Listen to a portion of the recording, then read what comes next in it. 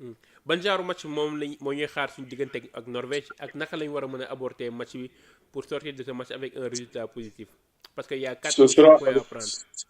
ce sera un grand combat physique. Ce sera un grand combat parce que ñoom loolu la ñu am. ñoom impact la ñuy andi ak beaucoup d'intensité dal sa kaw bal bi gaaw ñu fexe touché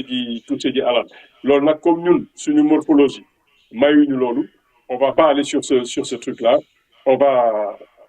être tranquille comme maa nga ko wax sànq léegi mën nañ football ak loo mun a andi ñun am nañ ñoo xam ne dinañ la tempérer forcément nga def Capacité naag d'adaptation ñu à n'importe quel adversaire. ak adversaire kooku man ci kan bi laa ci yéemu loo mun fi andi bu ñu buggee ñun ñoo lay imposer tempo bi ñu bëgg imposer leen tempo bi ñu bëgg avec bon Gana ci digg bi muy épauler ay rakam ku nekk xam fi ngay jaar ci ginnaaw ñëpp taxaw appliquer sérieux je pense qu'on peut s'en sortir et heureusement encore de temps en temps yenn saa yi défaite sax baax na parce que défaite pour man du da ngay perte da nga ciy jàng lu bëri donc la ñu jàng ci seconde période bi contre France suñ ko répété waatul ku ñu taseel tam war nañu mun a dégg te man gëm naa ne mondial bi dañ ciy war a yàgg donc du match buy jeex démb du buy jeex suba dañu war a dem ba ci kanam a kanam donc faculté d'adaptation boobu Pape va bien les étudier ils sont puissants ils sont costauds ba boo xaw ma sax ndax xool nga man boo leen gisee rek ci nga xam ne soo gisee Alan Angleterre wala fen da nga ne Alan géant la mais démb ay mbokkam yi mu ànd ñëpp presque ñëpp a tolloo moom Hmm. ñëpp ay kuy yu mag a mag a mag mais il faut que ñu imposer leen suñu tempo de rythme conserver suñu bal téye ko ndànk voilà rechercher toujours intervalle yi ba mun a installer kenn ci kanam c'est des séquences qu'on répète maintenant largement chaque fois su jaaree ci Crépin ñu tappewaat ci milieu terrain bi am benn décrochage su kenn jëlee profondeur bi mun nañ la toucher 2 ou 3 fois hier j'ai vu Pape Gueye chercher Sadio qui a manqué de justesse quand Pape Gueye a cherché Ismaël il l'a trouvé quand aussi xawma Gana xawma kan ci benn sortie de balle on a touché Nicolas il est allé droit au but donc il faudra jouer avec beaucoup de sérénité. Encore une fois, c'est un championnat où même le meilleur troisième peut se qualifier. Donc, amul dem à l'abordage, amul dara lu ñuy daw bay daanu. On va rester serein, tranquille et calme et normalement, war nañu mën a def résultat positif. Yaay wax sànq sa biir wax ne yàlla défi physique bi nga xamante ni moom ñuy xaar suñu diggante ak Norvège par rapport ak défi physique bi pour Sénégal mën ko dékku yan profil joueur nga xam ni Pape Thiaw bu ko tegee war na mën a adapté wu ak système norvégien pour dékku li nga xamante ni mooy sa défi athlétique. Parce que amul bëriwoo ay 50 000 profils pour dire tel match ni lay def ah. Moi, je pense que normalement, Koulibaly après absence ak match bi mu def il va monter en puissance. Et pour dem réintégrer Alan, tu n'as pas mieux que Koulibaly. Maintenant leneen il faut ñu identifier ko il faut que Niakhaté tamit di nangu dem au charbon il faut moom tam muy dem bokk ci xeex bi am na doole bi et à ce moment si on peut avoir aussi un autre milieu de terrain le bon gabarit de Pape Gueye bu ñëwee pour dem ci combat yi ak ci duel yi ça peut nous faire du bien et après sur une bonne organisation collective rek yow da ngay bañ a dem ci match boo xam ne day doon kick and rush comme ni ñuy footballé en Angleterre non suñu demee ci ñooñu ak ñoom munoo am un benn profil wala un benn argument boo leen mën a un double pivot Pathé Ciss Gana Gueye est-ce que accompagné de Pape Gueye en position plus haut est-ce que ça fera l'affaire contre la Norvège. pour aller dans les parce que malheureusement bon ñoom seen duel yi fa muy méttee ce sera ci suñu seen front attaque la entre Sorloth Haaland foofu la doole bi bëri bon moi je pense que encore une fois voilà vu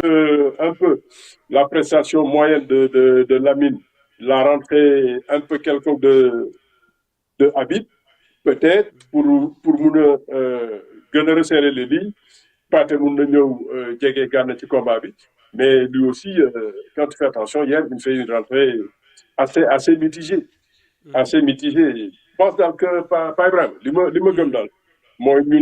ñu ne leen ñun nii la ñuy jouer jouer wuñu comme yéen on va jouer comme nous on sait le faire tranquillement lucidement génne bal yi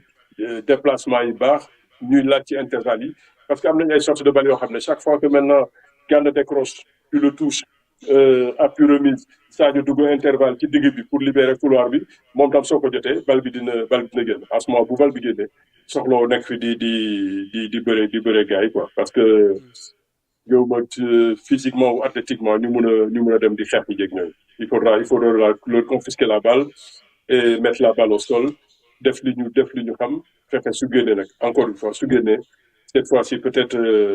la chance viendra vers nous efficacité bi ñëw ba lu dal ci poto day nekk poto rentrant dugg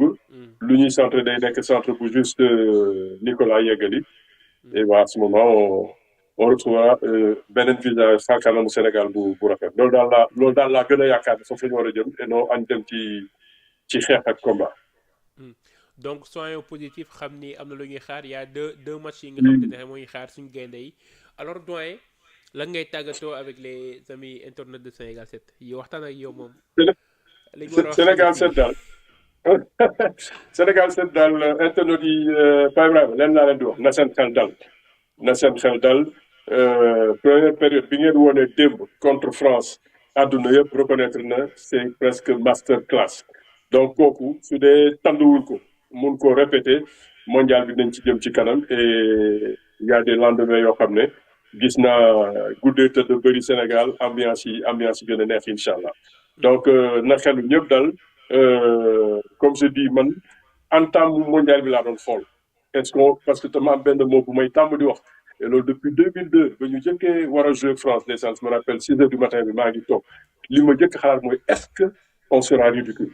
est-ce que duñ ñu toroxal est-ce que dinañ ko mën a dékku donc ba ñu déparé démb aussi ma xool man fii duñ ñu toroxal duñ ñu maltraité la preuve au lieu de ñu toroxal ñun ñoo am ay regret donc ça veut dire que ñun am nañu loo xam ne mun nañ ko demee ci kanam te incha allahu rabbi dinañ dem ci kanam na gars yëpp dal gars yëpp positiver encourager Pape qui pour moi a fait démb yey na ñëpp 11 bi mu départ démb man xalaatuma ko woon peut-être sama beneen moroom xalaatul woon ne ñooñu dinañ dugg te ba mu ñëwee pour mun a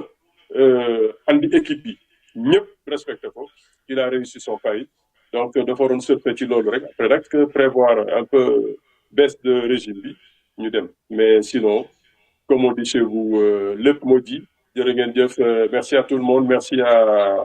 au technicien qui a été formidable ba mun ma touché ba ma mun a wax exactement merci à Junior nuyul ma am nuyul ma ñëpp et puis on se donne rendez-vous très bientôt pour prochain match Sénégal inchallah. merci beaucoup doyen Assane Seye depuis Paris mi nga xamante ni tey jii moom lañ sekkaloon un spécial débriefing du match Sénégal France